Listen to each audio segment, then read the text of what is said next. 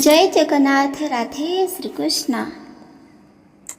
बिछणारे बसी भोजन करुछन्ति कि ताहाले सावधान होई शुण। जो शय्यारे रात्र सारा शयन करुछन्ति सेही शय्यारे आपण माने कोन शोइबा शय्यारे भोजन करुछन्ति कि ताहाले मने रख एही सबु दंड केते जन्म पर्यंत आपणको भोगिबाकू पड़िबो। आउ खास करी एही जन्मरे केउं सबु दंड को भोगिबाकू पड़िबो। चलतु शास्त्ररु जानि परिबा। शास्त्र एक सत्य वचन। मनुष्य जीवनर सर्वश्रेष्ठ हेउची केवल शास्त्र। जदि आपण माने कोनोसी क्षेत्र रे मन भांगी जाइछि बा दुख कष्ट रे अछ, जदि किए आपणको अति निचर कष्ट दुख जंत्रणा देछि, जदि धन संपत्तिर आवश्यकता रहिछि, जदि मनरे शांतिर आवश्यकता रहिछि, जदि दिन सारा कोनोसी भी चिंता दुख कष्ट न रहिबा पई चाहुचंती, ताहाले भागवत ग्रंथ को श्रवण करंतु, नहले निजे पढ़ंतु। एहा करिबा द्वारा काहे जन्म जन्मतर दंड सबु किछि नष्ट होइथाए। भगवान श्रीकृष्णकर आशीर्वाद प्राप्त होइथाए। जो शास्त्र को मनुष्य माने प्राप्त करिबा पाई कोनोसी भी कष्ट दुख कष्ट करिबा को पड़ी न थाए। जदि आपण माने बिना पूजा उपवास व्रत मंत्र रे जदि जे कोनोसी बिना साधना रे जदि भगवान को प्राप्त करिबा पाई चाहुछंती, ताहाले केवल गोटे तथ्य काम करंतु। आ सेही कार्य हेउची केवल आ केवल शास्त्र भागवत को निज कर्णरे श्रवण करंतु, नहले पढ़ंतु। ता द्वारा आपणक जीवनर संपूर्ण भावरे दुख कष्ट दूर होइजिबो। एकथा सत्य अटे। समस्तक मनुष्यर श्रेष्ठ हेउची एही गीता भागवत, जहा भगवानक पाखकु सीधा बाटे नहीं थाए। सेथिपाई जानी रखंतु, देहरे जदि अत्याधिक रोग ख्यास करिछि बा रोग होइछि, सेही रोग केबे भी आपणकु छाड़ी जाउ नाही। ताहाले एही काम मध्य मने रखंतु। आपण माने संपूर्ण भावरे गीता को निज कर्णरे श्रवण करंतु, ताहाले जाई सर्वन शेषरे आपण निजे अनुभव करिपारिबे आपणक देहरे थिबा पीड़ा बा दुख किंबा रोग संपूर्ण भावरे दूर होई सारिछि। सेथिपाई सम्मान देई एही भागवत ग्रंथ को श्रवण करंतु। चलंतु जानिबा। आजिर तथ्यरे उल्लेखित रहिछि, प्रत्येक व्यक्ति अछंती सेमाने सोईथिबा शय्यारे बसिकरी भोजन करुछंती। आपण देखिथिबे जे कोनोसी भी जगारे जदि आपण माने खट उपरे बासी खटरे शयन करुछंती, बासी खट एहार कारण हेउची रात्ररे आपण शयन करिछंती, सेही बासी खटरे बा शय्यारे जदि बसिकरी जे कोनोसी भोजन खाओंतु ना काहेकि सेही भोजन भात रुटी हो बा कोनोसी पानीय हो किंबा कोनोसी भी खाद्य हो आपण जदि सेवन करुछंती, एहा द्वारा आपणकु केउं सबु रोग होइथाए चलंतु जानिबा। द्वितीय जानि परिबा, मनुष्य मानकर एमिति केउं कार्य करिबा द्वारा देहरे थिबा प्रत्येक बीमार संपूर्ण भावरे दूर होई पारिबो। ए दुईटी कथा आमे भागवत ग्रंथरु जानि परिबा। सेथिपाई सम्मान देई एही सुंदर तथ्य को निज कर्णरे श्रवण करंतु। आउ सबु दुख कष्ट को दूर करंतु। चलंतु संपूर्ण तथ्य जानि परिबा। एही संसार रे गोटे मनुष्यटे जन्म ग्रहण करिथिले। आउ सेही मनुष्यर पूरा शरीर रे विभिन्न प्रकार रोग देखा देउथिला। तार शरीर रे आपण माने जानिथिबे कुष्ठ रोग आउ पाप रोग भरिपूर्ण रहुथिला। सी प्रत्येक दिन भगवान को पूजा आराधना करुथिला, भगवान को मानुथिला, किंतु वैदिक को देखाइथिले। वैदिक तांको संपूर्ण भावरे जणाई देइथिले कि जेते दिन पर्यंत जीवित थिबो सेते दिन पर्यंत शरीर रे एही कुष्ठ रोग रहिथिबो। आउ कुष्ठ रोग केबे भी भल होई न थाए, କୁଷ୍ଠ ରୋଗ ସଦାସର୍ବଦା ନିଜ ଶରୀରରେ ରହିଥାଏ। ଏକଥା ଶୁଣି ସେହି କୁଷ୍ଠ ରୋଗ ହୋଇଥିବା ବ୍ୟକ୍ତି ବହୁତ କ୍ରନ୍ଦନ କରୁଥିଲେ, କାହିଁକି ନା ମନୁଷ୍ୟଙ୍କ ପାଖରେ ବହୁତ କିଛି ଜିନିଷ ଥାଏ, ଯେମିତିକି ତାଙ୍କ ପାଖରେ କ୍ରୋଧ, ମୋହ, ଅହଙ୍କାର, ପ୍ରେମ, ଶ୍ରଦ୍ଧା, ଭଲ ପାଇବା ପ୍ରତ୍ୟେକ ଜିନିଷ ଥାଏ। ସେହି ଭିତରୁ ଏହି ମନୁଷ୍ୟଙ୍କୁ ଭଗବାନ ପାଖରେ ଗୋଟିଏ ପ୍ରଶ୍ନ ପଚାରିବାର ଥିଲା। ଆଉ ଭଗବାନଙ୍କୁ ପଚାରୁଥିଲେ, ଯଦି ଏହି ପୃଥିବୀ ପୃଷ୍ଠରେ ଦୁଇ ପ୍ରକାର ମନୁଷ୍ୟ କାହିଁକି ଜନ୍ମିତ ହୋଇଛନ୍ତି? ଗୋଟିଏ ମନୁଷ୍ୟ ତ କୌଣସି ବି ଅଙ୍ଗ ନଥାଇ ନାହିଁ, ଏକ ସୁନ୍ଦର ପୁଷ୍ଟ ହୋଇ ଏହି ସଂସାରରେ ଜନ୍ମଗ୍ରହଣ କରୁଛନ୍ତି। ଆଉ କିଛିଟା ମନୁଷ୍ୟ ମୋରି ପରି ଜନ୍ମ ହୋଇଛନ୍ତି, ଯେମିତି ତାଙ୍କର ହସ୍ତ କିମ୍ବା ଗୋଡ଼ କିମ୍ବା ନୟନ ନଥାଉଛି। ଆଉ ଏହି ପଛରେ କେବଳ ଭଗବାନ ଶ୍ରୀକୃଷ୍ଣ ହିଁ କପଟ କରୁଛନ୍ତି। ଭଗବାନ ଶ୍ରୀକୃଷ୍ଣ ଏମିତି ମନୁଷ୍ୟକୁ ଦେଖି ଘୃଣା କରୁଛନ୍ତି, ସେଥିପାଇଁ ତ ଏପରି ଦଣ୍ଡ ଦେଉଛନ୍ତି। ଏମିତି ଭାବରେ କହିବାକୁ ଲାଗିଲେ। ତାଙ୍କ ଘରେ ବାପା ମା ଭାଇ ଭଉଣୀ ସମସ୍ତେ ଥିଲେ, ଆଉ ସମସ୍ତେ ବହୁତ ସେବା କରୁଥିଲେ। ଯେଉଁ ମନୁଷ୍ୟଙ୍କୁ ବହୁତ ଜୋରସେ ବିମାର ହୋଇଛି, ସିଏ ଭଗବାନଙ୍କର ନାମ କୀର୍ତ୍ତନ ବିଲକୁଲ ମଧ୍ୟ କରୁନଥିଲେ। ଭଗବାନ ତ ଘୃଣା କରୁଥିଲେ, କାହିଁକି ମୋତେ ଏହିପରି କିପରି ଓ କାହିଁକି ଗଢ଼ିଛନ୍ତି? ଏମିତି ଭାବରେ ତାଙ୍କେ ଧୀରେ ଧୀରେ ବଡ଼ ହେବାକୁ ଲାଗିଲେ, ସମ୍ପୂର୍ଣ୍ଣ ବଡ଼ ହୋଇଗଲେ। ଭଗବାନଙ୍କର ପାଖେ ପାଖେ ରହୁଥିଲେ, ଭଗବାନଙ୍କର ନାମ ଜପ କରୁନଥିଲେ କିମ୍ବା ଭଗବାନଙ୍କୁ ନିଜ ଅନ୍ତରରୁ ଭଲ ମଧ୍ୟ ପାଉନଥିଲେ। ସେହି ଗ୍ରାମରେ ଏକ ବହୁତ ବଡ଼ ଉତ୍ସବ ହେଲା, ଯେମିତି ପ୍ରତ୍ୟେକ ସନ୍ନ୍ୟାସୀ, ସାଧୁ, ତପସ୍ୱୀ ସମସ୍ତେ ସେହି ଗ୍ରାମକୁ ଆସିବାକୁ ଲାଗିଲେ। ଆଉ ସେହି ଗ୍ରାମରେ ଭଗବାନଙ୍କର ପୂଜା ଆରାଧନା କରୁଥିଲେ, ସେଥିପାଇଁ ପ୍ରତ୍ୟେକ ଭକ୍ତ ଗୋଟିଏ ଜାଗାରେ ଏକାଠି ରହୁଥିଲେ, ପୂଜା ଆରାଧନା କରୁଥିଲେ, ଆଉ ସେଠାରେ ଭୋଜନ ମଧ୍ୟ ପାଉଥିଲେ। କିନ୍ତୁ ଯେହେତୁ ଏହି ବ୍ୟକ୍ତିକୁ ଅତ୍ୟଧିକ ରୋଗ ହୋଇଥିବା କାରଣରୁ ଭଗବାନଙ୍କୁ ଯେହେତୁ ହୃଦୟରେ କୌଣସି ଭଲ ପାଇବା ନାହିଁ, ସେହି କାରଣରୁ ଭଗବାନଙ୍କର ପ୍ରସାଦକୁ ସେବନ ମଧ୍ୟ କରୁନଥିଲେ। ଆଉ କହୁଥିଲେ, ଏହି ପ୍ରସାଦକୁ ସେବନ କରିବା ଦ୍ୱାରା ଶରୀରରେ ଏକ ଅଜଣା ବିଷାକ୍ତ ଶରୀର ଭିତରକୁ ପ୍ରବେଶ କରିବ, ଏମିତି ବିଚାର ରଖି ଭୋଜନ ବିଲକୁଲ ମଧ୍ୟ କରୁନଥିଲେ। ସେଠାରେ ଗୋଟିଏ ତପସ୍ୱୀ ଦେଖିଲେ, ଏହି ଗ୍ରାମର ପ୍ରତ୍ୟେକ ବ୍ୟକ୍ତି ସେବନ କରୁଛନ୍ତି, ଖାଦ୍ୟ ଭୋଜନ କରୁଛନ୍ତି, କିନ୍ତୁ ଏକ ଏମିତିକା ବ୍ୟକ୍ତି ବିଲକୁଲ ବି ଭୋଜନ କରୁନାହାନ୍ତି। ଆଉ ତାଙ୍କେ କ୍ରୋଧରେ ପ୍ରତ୍ୟେକ ବ୍ୟକ୍ତିକୁ ଦେଖୁଛନ୍ତି। ସାଧୁ ସର୍ବପ୍ରଥମେ ବିଚାର କରିଲେ, ମୁଁ ତ ପରେ ସେବନ କରିପାରିବି, କିନ୍ତୁ ଏହି ଭୋକିଲା ମନୁଷ୍ୟର ଦୁଃଖ ସର୍ବପ୍ରଥମେ ବୁଝିବି। ଏମିତି ବିଚାର କରି ତପସ୍ୱୀଟି ଚାଲିଗଲେ ସେହି ରୋଗୀ ବ୍ୟକ୍ତି ପାଖକୁ। ଆଉ ରୋଗୀ ବ୍ୟକ୍ତି ପାଖକୁ ଯାଇ କହିବାକୁ ଲାଗିଲେ, ବାପ, ତୁମେ ବି ଯାଅ, ଏହି ଭୋଜନ ମହାପ୍ରସାଦକୁ ସେବନ କର। ଭଗବାନଙ୍କର ପ୍ରସାଦ, ଯାହା ଶରୀର ଭିତରକୁ ଗଲେ ଶରୀର ଆତ୍ମା ମଧ୍ୟ ପବିତ୍ର ହୋଇଯିବ। ତପସ୍ୱୀଙ୍କର କଥା ଶୁଣି ସେହି ବ୍ୟକ୍ତି କହିବାକୁ ଲାଗିଲେ, କୌଣସି ବି ବିଷପାନ ମୁଁ କରିପାରିବି ନାହିଁ। ମୁଁ ହୃଦୟରୁ କାହାକୁ ବିଶ୍ୱାସ କରୁନି। ଏହି ସଂସାରରେ କୌଣସି ଭଗବାନ ମଧ୍ୟ ନାହାନ୍ତି। ଏହି କଥା ଶୁଣି ସାଧୁଟିଏ କହିବାକୁ ଲାଗିଲେ, ଭଗବାନ ଯଦି ନାହାନ୍ତି, ତାହେଲେ ତୁମେ ଏହି ପୃଥିବୀରେ କିପରି ଜନ୍ମ ହେଲ? ଆମେ କିପରି ଜନ୍ମ ହେଲା? ଏହି ପୃଥିବୀ ପ୍ରକୃତରେ ସୃଷ୍ଟି କିପରି ହେଲା? ସେଥିପାଇଁ ତୁମେ ମାନ, ଏହି ସଂସାରରେ ଭଗବାନ ଅଛନ୍ତି। ଆଉ ଯାଅ, ଏହି କ୍ଷଣି ଭଗବାନଙ୍କର ପ୍ରସାଦକୁ ସେବନ କରିଆସ। ଏକଥା ଶୁଣି ସେହି ରୋଗୀ ବ୍ୟକ୍ତିଟିଏ କହିଲେ, ମୁଁ ତ ଭଗବାନଙ୍କୁ ମାନୁନି, ତାହେଲେ ମୁଁ କାହିଁକି ତାଙ୍କ ଭୋଜନ ସ୍ୱୀକାର କରିବି? ସାଧୁଟିଏ ଜାଣିବାକୁ ଚାହିଁଲେ, ସର୍ବପ୍ରଥମେ ତାଙ୍କ ମନରେ ଥିବା, ତାଙ୍କ ଅନ୍ତରରେ ଥିବା ଦୁଃଖ କ'ଣ ଯେ ଭଗବାନଙ୍କର ପ୍ରସାଦକୁ ମଧ୍ୟ ସେବନ କରୁନାହିଁ।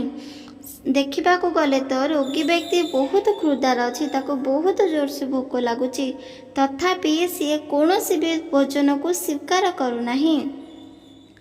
ସର୍ବପ୍ରଥମେ ତପସ୍ୱୀଟି ସେହି ବ୍ୟକ୍ତିଙ୍କୁ ପଚାରିବାକୁ ଲାଗିଲେ, ଯିଏକି ତୁମର ଦୁଃଖ କ'ଣ? କାହିଁକି ତୁମେ ମନ ଦୁଃଖରେ ଅଛ? ପ୍ରକୃତରେ ତୁମ ଅନ୍ତରରେ କେଉଁ ଦୁଃଖ କଷ୍ଟ ରହିଛି ତାହା ଏହି କ୍ଷଣି ମୋତେ ଖୋଲିକି କହିଦିଅ। ଦୁଃଖ ଯେତେ ବାଣ୍ଟିବ ସେତେ ସରିବ, ସୁଖ ଯେତେ ବାଣ୍ଟିବ ସେତେ ବଢ଼ିବ। ସେଥିପାଇଁ ତୁମର ଦୁଃଖକୁ ମୋତେ ଏହି କ୍ଷଣି କହିଦିଅ।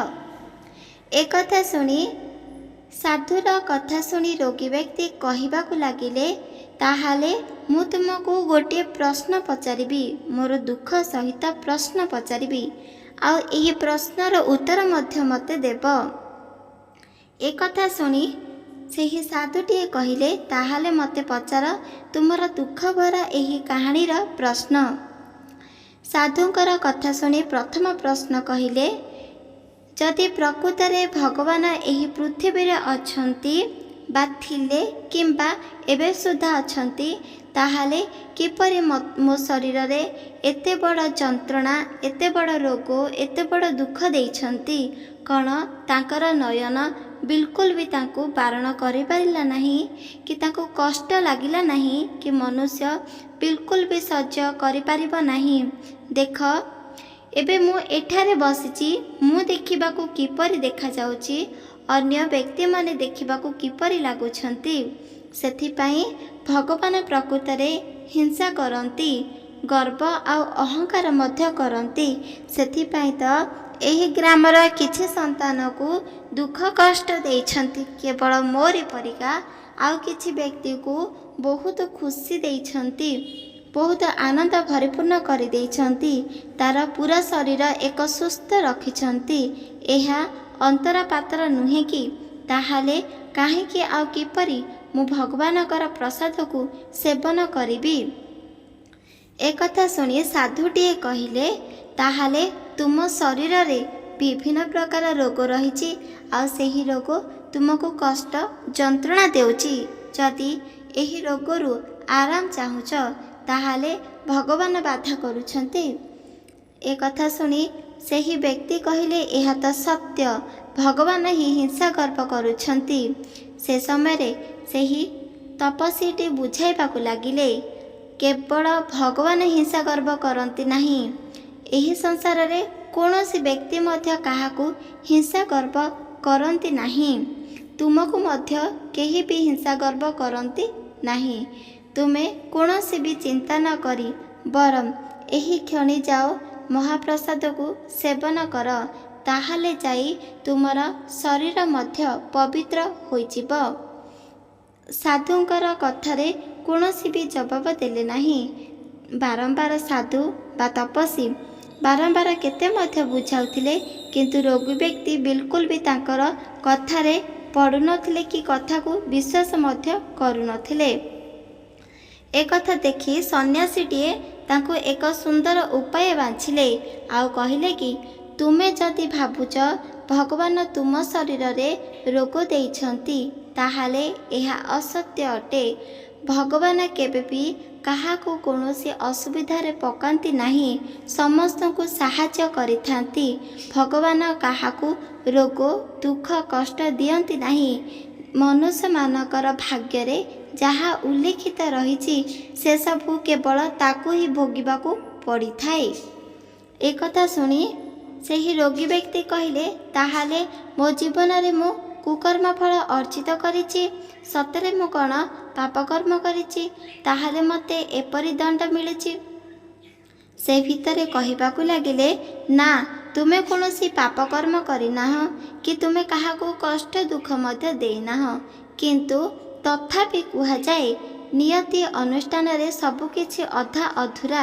ଠିକ୍ ସେପରି ତୁମେ ଯେଉଁ କର୍ମ ଅର୍ଜିଥିବ ସେସବୁ କର୍ମକୁ ଭୋଗିବାକୁ ମଧ୍ୟ ପଡ଼ିଥାଏ। ସେଥିପାଇଁ କେବଳ ତୁମକୁ ହିଁ ଏହି ତଥ୍ୟ ବୁଝିବାକୁ ପଡ଼ିବ। ଆମେ ଯଦି ପୂର୍ବ ଜନ୍ମରେ ଏମିତି କିଛି କୁକର୍ମ ଫଳ ଅର୍ଜିତ କରିଥିବା, ତାହେଲେ ଏହି ଜନ୍ମରେ ଆମକୁ ସେହି କୁକର୍ମ ଫଳର ଦଣ୍ଡ ଭୋଗିବାକୁ ପଡ଼ିଥାଏ। ଆମେ କେବେ ବି ଭଗବାନଙ୍କୁ ଦୋଷ ଦେଇପାରିବା ନାହିଁ, ଆଉ ସେହି ପ୍ରତ୍ୟେକ କୁକର୍ମ ଫଳର ଦଣ୍ଡ କେବଳ ଆମକୁ ହିଁ ଭୋଗିବାକୁ ପଡ଼ିଥାଏ। ଏହା ସତ୍ୟ ବଚନ। ଏକଥା ଶୁଣି ମନେ ମନେ ବିଚାର କରିଲେ, ତାହେଲେ ମୁଁ ମଧ୍ୟ ଏମିତି କେଉଁ ଜନ୍ମରେ ଭୁଲ କରିଥିଲି ବା ପାପକର୍ମ କରିଥିଲି, ସେଥିପାଇଁ ତ ଏହି ଦଣ୍ଡ ମୋତେ ଏପରି ମିଳୁଛି। ଏମିତି ଭାବରେ ବିଚାର କରୁଥିଲେ।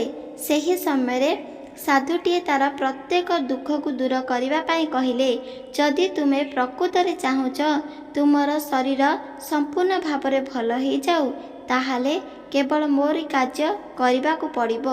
ତାହେଲେ ଯାଇ ତୁମର ପୁରା ଶରୀର ସମ୍ପୂର୍ଣ୍ଣ ଭାବରେ ଭଲ ହୋଇଯିବ। ରୋଗୀ ବ୍ୟକ୍ତିଟିଏ ସାଧୁଙ୍କ ଠାରୁ ଏହି କଥା ଶୁଣି କହିଲେ କି, ତାହେଲେ ସତ୍ୟ, ମୋ ଶରୀରରେ ଥିବା ସମ୍ପୂର୍ଣ୍ଣ ରୋଗ ଦୂର ହୋଇଯିବ। ତାହେଲେ ତୁମେ ଯାହା ବି କିଛି କାର୍ଯ୍ୟ କରିବ, ମୁଁ ତାହା ନିହାତି ଭାବରେ କରିଦେବି। ଏମିତି ଭାବରେ କହିବାକୁ ଲାଗିଲେ। ରୋଗୀ ବ୍ୟକ୍ତିଟିଏ ସେହି ସନ୍ନ୍ୟାସୀ ବା ତପସ୍ୱୀକୁ ପଚାରିବାକୁ ଲାଗିଲେ, ଏମିତି କେଉଁ କର୍ମ କରିବେ ଯାହାଦ୍ୱାରା କି ତାଙ୍କ ଶରୀରରେ ଥିବା ସମସ୍ତ ରୋଗ ଦୂର ହୋଇଯିବ? ତାହେଲେ ମନେ ରଖ, ଯଦି ନିଜ ଶରୀରର ରୋଗକୁ ଦୂର କରିବା ପାଇଁ ଚାହୁଁଛ, ତାହେଲେ କେବଳ ଗୋଟିଏ ଜିନିଷ ମନ ଧ୍ୟାନ ଦେଇ ଶୁଣ। କୌଣସି ବି ବଡ଼ରୁ ବଡ଼ କାମ କରିବାକୁ ପଡ଼ିବ ନାହିଁ। କୌଣସି କ୍ଷେତ୍ରରେ ଧନରତ୍ନ ସରିବ ନାହିଁ। କୌଣସି କ୍ଷେତ୍ରରେ ଦୁଃଖ କଷ୍ଟ ମଧ୍ୟ ଲାଗିବ ନାହିଁ। ଯଦି କୌଣସି ବ୍ୟକ୍ତି ପ୍ରତ୍ୟେକ ଦିନ ଲଗାତାର 21 ଦିନ ପର୍ଯ୍ୟନ୍ତ ଯଦି ଗୀତା ଭାଗବତକୁ ନିଜ କର୍ଣ୍ଣରେ ଶ୍ରବଣ କରୁଛନ୍ତି, ତାହେଲେ ତାଙ୍କ ଶରୀରରେ ଥିବା ସମ୍ପୂର୍ଣ୍ଣ ଦୁଃଖ କଷ୍ଟ ଦୂର ହୋଇଯିବ, ଆଉ ତାଙ୍କୁ ଆଶୀର୍ବାଦ ମଧ୍ୟ ପ୍ରାପ୍ତ ହୋଇପାରିବ। ଏହା ସତ୍ୟ ଅଟେ। କିନ୍ତୁ 21 ଦିନ ପର୍ଯ୍ୟନ୍ତ ଗୀତା ଭାଗବତକୁ ନିଜ କର୍ଣ୍ଣରେ ଶୁଣିବାର ଅଛି। ଯଦି ନ ପଢ଼ିପାରୁଛ, ଏକଥା କହି ସାଧୁଟିଏ ବୁଝାଇଲେ, ବହୁତ କିଛି ବୁଝାଇଲେ, ସେଠାରୁ ଚାଲିଗଲେ। ମନେ ମନେ ବିଚାର କରୁଥିଲେ, କ'ଣ ସତରେ ଏହି ଭାଗବତ ଗ୍ରନ୍ଥକୁ ସମ୍ପୂର୍ଣ୍ଣ 21 ଦିନ ପଢ଼ିବା ଦ୍ୱାରା ନହେଲେ ଶୁଣିବା ଦ୍ୱାରା ଦେହରେ ଥିବା ସମ୍ପୂର୍ଣ୍ଣ ଦୁଃଖ କଷ୍ଟ ରୋଗ ଦୂର ହୋଇପାରିବ? ଏକଥାକୁ ଆଖରେ ରଖି ସେହି ରୋଗୀ ବ୍ୟକ୍ତିଟିଏ ଚାଲିଗଲେ ଭଗବାନ ଶ୍ରୀକୃଷ୍ଣଙ୍କର ଏହି କାହାଣୀକୁ ନିଜ କର୍ଣ୍ଣରେ ଶୁଣିବା ପାଇଁ। ଦେଖୁ ଦେଖୁ ସେହି ଗ୍ରାମରେ ଥିବା ପ୍ରତ୍ୟେକ ଉତ୍ସବ ସମ୍ପୂର୍ଣ୍ଣ ଭାବରେ ସରିଗଲା। ସାଧୁ, ସନ୍ନ୍ୟାସୀ ଆଉ ତପସ୍ୱୀମାନେ ସମସ୍ତେ ଏକତ୍ରିତ ହୋଇ ସେଠାରୁ ଚାଲିଗଲେ। କିନ୍ତୁ ଏହି ବ୍ୟକ୍ତିଟିଏ ବାରମ୍ବାର ଭାବୁଥିଲେ, ଯିଏକି ତାଙ୍କର 21 ଦିନ ସମ୍ପୂର୍ଣ୍ଣ ଭାବରେ ଶୁଣିବା ଦ୍ୱାରା ଶରୀରର ସର୍ବସ୍ୱ ଦୁଃଖ କଷ୍ଟ ରୋଗ କ'ଣ ଦୂର ହୋଇଥାଏ। ଏକଥା ମାନି ତାଙ୍କେ ସ୍ୱୟଂ ସେହି ଦିନଠାରୁ ଗୀତା ଭାଗବତକୁ ନିଜ କର୍ଣ୍ଣରେ ଶୁଣିବା ଆରମ୍ଭ କରିଲେ। ପ୍ରତ୍ୟେକ ପ୍ରାତଃ ସମୟରୁ ଭୋର 4ଟା 3ଟାରୁ ସ୍ନାନ କର୍ମ ସାରନ୍ତି, ଭଗବାନଙ୍କର ସେବା ସୂତ୍ର କରନ୍ତି, ପ୍ରତ୍ୟେକ ଜିନିଷ କାର୍ଯ୍ୟ ସମ୍ଭାଳିଥାନ୍ତି। ସେ ଭିତରୁ ସମସ୍ତଙ୍କୁ ମାନିଥାନ୍ତି, ପଶୁପକ୍ଷୀ ସମସ୍ତଙ୍କୁ ଭୋଜନ ଦେଇଥାନ୍ତି। ଏମିତି ଭାବରେ ତାଙ୍କର ଦିନ ବିତାଉଥିଲେ। ସାଧୁ ବା ତପସ୍ୱୀ ଯେଉଁ ଦିନଠୁ ଦେଖାହେଲେ, ସେହି ଦିନଠାରୁ ଏହି ରୋଗୀର ସମ୍ପୂର୍ଣ୍ଣ ଭାବରେ ଦୁଃଖ ଦୂର ହେବାକୁ ଲାଗିଲା। ଧୀରେ ଧୀରେ କରି ତାଙ୍କର ପୁରା ଶରୀର ସୁସ୍ଥ ହେବାରେ ଲାଗିଲା, ଆଉ ପରିବେଶ ମଧ୍ୟ ସୁସ୍ଥ ହେବାରେ ଲାଗିଲା। ଆଉ କେବଳ ଭଗବାନ ଶ୍ରୀକୃଷ୍ଣଙ୍କର ଆଶୀର୍ବାଦ ବଜସେ ଏହି ସୁନ୍ଦର ନୂତନ ଜୀବନଟିଏ ପାଇଲେ। ତାଙ୍କ ଶରୀରରେ ଯେତେ ମଧ୍ୟ ବଡ଼ରୁ ବଡ଼ ରୋଗ ଥିଲା, ସମ୍ପୂର୍ଣ୍ଣ ଭାବରେ ଦୂର ହୋଇଗଲା। 21 ଦିନ ସମ୍ପୂର୍ଣ୍ଣ ଭାବରେ ବିତିଲା ନାହିଁ, କିନ୍ତୁ ସର୍ବସ୍ୱ ରୋଗ ଶରୀରରୁ ସୁସ୍ଥ ହୋଇଗଲା। ଯେତେବେଳେ ଶରୀରର ସମ୍ପୂର୍ଣ୍ଣ ଭାବରେ ରୋଗ ଦୂର ହୋଇଗଲା, ସେହି ସମୟରେ ରୋଗୀ ବ୍ୟକ୍ତିଟିଏ ବହୁତ ଖୁସି ହୋଇଗଲା। ଆଉ ଭଗବାନଙ୍କୁ ମାନୁନଥିଲେ, ଭଗବାନଙ୍କର ନାମ ମଧ୍ୟ ଜପ କରୁନଥିଲେ। ସେହି ଦିନଠାରୁ ନାମ ଜପ କରିବା ଆରମ୍ଭ କରିଲେ। ସେହି ଦିନଠାରୁ ଭଗବାନଙ୍କୁ ମଧ୍ୟ ଭକ୍ତିରେ ଗଲେ, ଆଉ ସମସ୍ତଙ୍କୁ ସାହାଯ୍ୟ କରିବେ ବୋଲି ତାଙ୍କ ପାଖରେ ମଧ୍ୟ ପ୍ରମିଶ କରିବାକୁ ଲାଗିଲେ। ଦେଖୁ ଦେଖୁ ବହୁତ ଦିନ ବିତିଗଲା। ରୋଗୀର ଶରୀର ସମ୍ପୂର୍ଣ୍ଣ ଭାବରେ ସୁସ୍ଥ ହୋଇଗଲା। ଧୀରେ ଧୀରେ କରି ରୋଗୀ ବ୍ୟକ୍ତି ମଧ୍ୟ ସୁସ୍ଥ ହୋଇଗଲା। ସେହି ଭିତରେ ସେହି ରୋଗୀ ବ୍ୟକ୍ତିଟିଏ ରୋଗୀ ବ୍ୟକ୍ତିଟିଏ ପଚାରୁଛନ୍ତି ଏହି ଗୋଟିଏ ପ୍ରଶ୍ନ। ଯେତେବେଳେ ସାଧୁ ସମସ୍ତେ ଏକତ୍ରିତ ହୋଇ ସେହି ଗ୍ରାମକୁ ପଶି ଆସିଲେ କିଛି ଭୋଜନ ବା ଖାଦ୍ୟ ମାଗିବା ପାଇଁ, ସେହି ସମୟରେ ଏହି ରୋଗୀ ବ୍ୟକ୍ତିଟିଏ ସାଧୁକୁ ଦେଖିଲେ ଆଉ ସାଧୁକୁ ଯାଇ ଏହି କଥା ପଚାରିଲେ, ହେ ବାବା, ତୁମେ କହିଥିବା ପ୍ରତ୍ୟେକ ଜିନିଷ ସତ୍ୟ ହେଲା। ତୁମେ ଯାହା କହିଥିଲ ପ୍ରତ୍ୟେକରେ ମୋର ସମ୍ପୂର୍ଣ୍ଣ ଭାବରେ ରୋଗ ଦୁଃଖ କଷ୍ଟ ଦୂର ହୋଇଗଲା, ଆଉ ଏହା କେବଳ ତୁମର ଆଶୀର୍ବାଦ ବଜସେ। ସେ ଭିତରୁ ତାଙ୍କେ କହିବାକୁ ଲାଗିଲେ, ଆଶୀର୍ବାଦ କେବଳ ମୋରି ନୁହଁ ବରଂ ଭଗବାନଙ୍କର ତୁମ ପାଖରେ ପ୍ରାପ୍ତ ହେଲା। ସେଥିପାଇଁ ତୁମର ସମ୍ପୂର୍ଣ୍ଣ ଭାବରେ ଦୁଃଖ କଷ୍ଟ ଦୂର ହୋଇଗଲା ଆଉ ତୁମେ ଏକ ସୁସ୍ଥ ଜୀବନ ବିତିପାରିବ। ଏକଥା ଶୁଣି ସେହି ରୋଗୀ ବ୍ୟକ୍ତିଟିଏ ସେହି ସମୟରେ ସାଧୁକୁ ପଚାରୁଛନ୍ତି, ତାହେଲେ ମୁଁ ଗୋଟିଏ ପ୍ରଶ୍ନ ପଚାରିବି, ଏହାର ଉତ୍ତର ମଧ୍ୟ ମୋତେ କହିପାରିବ? ପୂର୍ବ ଜନ୍ମରେ ବା ଗତ ଜନ୍ମରେ ମୁଁ ଏମିତି କେଉଁ ଭୁଲ କରିଥିଲି, କେଉଁ ପାପ କର୍ମ ଅର୍ଜନ କରିଥିଲି, ସେଥିପାଇଁ ମୋତେ ଏ ଜନ୍ମରେ ବହୁତ କଷ୍ଟ ମିଳିଲା, ଯାହାକି ସହ୍ୟ କରିବାକୁ ପଡ଼ିଥିଲା। ଏକଥା ଶୁଣି ସାଧୁଟିଏ ଦେଖିବାକୁ ଲାଗିଲେ ତାଙ୍କର ଭବିଷ୍ୟ, ଯେ ପ୍ରକୃତରେ ତାଙ୍କେ କୌଣସି ଭୁଲ କରିଥିଲେ ନା କୌଣସି ପାପକର୍ମ କରିଥିଲେ। ଦେଖୁ ଦେଖୁ ସାଧୁଟିଏ ଜାଣିଲେ କି ତାଙ୍କେ ଜୀବନରେ କୌଣସି ପାପ କରିନାହାନ୍ତି, ଭୁଲ କରିନାହାନ୍ତି, କାହାକୁ କଷ୍ଟ ଦୁଃଖ ଯନ୍ତ୍ରଣା ଦେଇନାହାନ୍ତି, କାହାକୁ ଦୁଃଖ କଷ୍ଟ ଯନ୍ତ୍ରଣା ଦେଇନାହାନ୍ତି। କିନ୍ତୁ ସେହି ବ୍ୟକ୍ତି ଯେତେବେଳେ ମନୁଷ୍ୟରେ ଜନ୍ମଗ୍ରହଣ କରିଥିଲେ ସେ ସମୟରେ ମଧ୍ୟ ଶୋଇବା ଶଯ୍ୟାରେ ବସିକରି ସେବନ କରୁଥିଲେ। ସେଥିପାଇଁ ତାକୁ ଏହି ରୋଗ ତାଙ୍କୁ ଭୋଗିବାକୁ ପଡ଼ିଥିଲା। ଏକଥା ଯେତେବେଳେ ସାଧୁଟିଏ କହିଲେ ସେତେବେଳେ ବୁଝିପାରିଲେ ତାଙ୍କର ପ୍ରକୃତ ଦୁଃଖ ଆଉ କଷ୍ଟ ମଧ୍ୟ। ଆଉ ସେହି ଦିନଠାରୁ ତାଙ୍କେ ପ୍ରତ୍ୟେକ ବ୍ୟକ୍ତିକୁ ମାନିଲେ, କାହାକୁ ଦୁଃଖ କଷ୍ଟ ବିଲକୁଲ ମଧ୍ୟ ଦେଲେ ନାହିଁ। ପଶୁ ପକ୍ଷୀ କୀଟ ପତଙ୍ଗ ସମସ୍ତଙ୍କୁ ଜଳ ବାଣ୍ଟିବାରେ ଲାଗିଲେ ଆଉ ପ୍ରତ୍ୟେକ ମନୁଷ୍ୟକୁ ମଧ୍ୟ ସାହାଯ୍ୟ କରୁଥିଲେ। ଏହା ଏକ ସତ୍ୟ ବଚନ। ଯେତେବେଳେ ଏହି ବ୍ୟକ୍ତିଟିଏ କହିଲେ, ବାବା, ଯଦି ପ୍ରକୃତରେ ମୁଁ ଯଦି ସଦାସର୍ବଦା ଶଯ୍ୟାରେ ବସିକରି ସେବନ କରିବି, ତାହେଲେ ମୋତେ କ'ଣ ଏପରି ଦଣ୍ଡ ମିଳିବ? ସାଧୁ କଥା ଶୁଣି କହିଲେ, ଏହା ସତ୍ୟ ଅଟେ। ତୁମେ ଯେଉଁ କର୍ମ କରିବ ସେହି କର୍ମର ଫଳ କେବଳ ତୁମକୁ ହିଁ ଭୋଗିବାକୁ ପଡ଼ିବ। ସେଥିପାଇଁ କୌଣସି ବି କର୍ମ କରିବା ପୂର୍ବରୁ ଭାବି ଚିନ୍ତି କରିବା ଉଚିତ ହୋଇଥାଏ। ବସିକରି ଯେକୌଣସି ବ୍ୟକ୍ତି ଶଯ୍ୟାରେ ବସିକରି ସେବନ କରନ୍ତି ତାଙ୍କ ଘରେ ଏହି ସବୁ ଅସୁବିଧା ଦେଖିବାକୁ ମିଳିଥାଏ। ଆଉ ଅସୁବିଧା ସର୍ବପ୍ରଥମ ହେଉଛି ଘର ଘର ଭିତରେ କଳି ଝଗଡ଼ା ଲାଗି ରହିବ, ଦେହରେ ଏକ ଅଜଣା ବିମାର ମଧ୍ୟ ବାରମ୍ବାର ଆସୁଥିବ। ସେଥିପାଇଁ ଆପଣମାନେ ଏହି ଗୋଟିଏ ନିୟମକୁ ମାନନ୍ତୁ, କେବେ ବି ହାତଛଡ଼ା କରନ୍ତୁ ନାହିଁ। ଏହି ନିୟମ ଆପଣଙ୍କ ଜୀବନକୁ ପରିବର୍ତ୍ତନ କରିଦେବ। କିଛି ବ୍ୟକ୍ତି ଅଛନ୍ତି ସେମାନେ ଶୋଇବା ଖଟରେ ମଧ୍ୟ ଭୋଜନ କରିଥାନ୍ତି, ଯାହା ଏକ ନିଷେଧ ହୋଇଥାଏ। ଶୋଇବା ଖଟରେ ସେବନ କରିବା ଦ୍ୱାରା ବହୁତ ବଡ଼ ରୋଗ ଗ୍ରାସ କରିଥାଏ। ଏ ଜନ୍ମରେ ମଧ୍ୟ ଯେକୌଣସି ବ୍ୟକ୍ତି ଯଦି ବସିକରି ଶେଯରେ ଶୟନ କରନ୍ତି ତାହେଲେ ତାଙ୍କୁ ବହୁତ ବଡ଼ ଦୁଃଖ କଷ୍ଟ ଯନ୍ତ୍ରଣା ମିଳିଥାଏ, ନିଜ ଶରୀରକୁ ରୋଗ ମଧ୍ୟ ଆସିଥାଏ। ସେଥିପାଇଁ ଏହି ଗୋଟିଏ ଭୁଲ କୌଣସି ବ୍ୟକ୍ତି ମଧ୍ୟ କରିବା ଅନୁଚିତ ଅଟେ। ଭଗବାନଙ୍କର ଏହି ଭାଗବତ ଗ୍ରନ୍ଥରୁ ଆପଣମାନେ ଜାଣିପାରିବେ, ଭୋଜନ କଲାବେଳେ ସର୍ବପ୍ରଥମେ ଭଗବାନଙ୍କୁ ସମର୍ପଣ କରି ଭୋଜନ କରିବା ଦ୍ୱାରା କୌଣସି ବିପଦ ମଧ୍ୟ ମାଡ଼ି ଆସିନଥାଏ। ସେଥିପାଇଁ ଏହି ତଥ୍ୟକୁ ଆପଣମାନେ ମନେ ରଖନ୍ତୁ। ଏ ଜନ୍ମରେ ମଧ୍ୟ ଆପଣ ବସିକରି ଶଯ୍ୟାଶୟୀରେ ଭୋଜନ କରନ୍ତୁ ନାହିଁ, ନହେଲେ ବହୁତ ବଡ଼ ଦୁଃଖ କଷ୍ଟକୁ ସହ୍ୟ କରିବାକୁ ପଡ଼ିବ। ଏହା ସତ୍ୟ ଅଟେ। ଆପଣମାନଙ୍କୁ ଏହି ତଥ୍ୟ କିପରି ଲାଗିଲା କମେଣ୍ଟ ମାଧ୍ୟମରେ ନିହାତି ଭାବରେ ଜଣାଇପାରିବେ। ଏହି ଭିଡ଼ିଓ ଯଦି ଆପଣମାନଙ୍କୁ ଭଲ ଲାଗିଛି ଚ୍ୟାନେଲକୁ ସବସ୍କ୍ରାଇବ୍ କରିଦିଅନ୍ତୁ, ଲାଇକ୍ କରିଦିଅନ୍ତୁ, କମେଣ୍ଟ କରିଦିଅନ୍ତୁ। ରହୁଛି। ଜୟ ଜଗନ୍ନାଥ, ଜୟ ମା ଲକ୍ଷ୍ମୀ, ଜୟ ଶ୍ରୀକୃଷ୍ଣ। ରାଧେ ରାଧେ ରାଧେ ରାଧେ ଶ୍ରୀକୃଷ୍ଣ।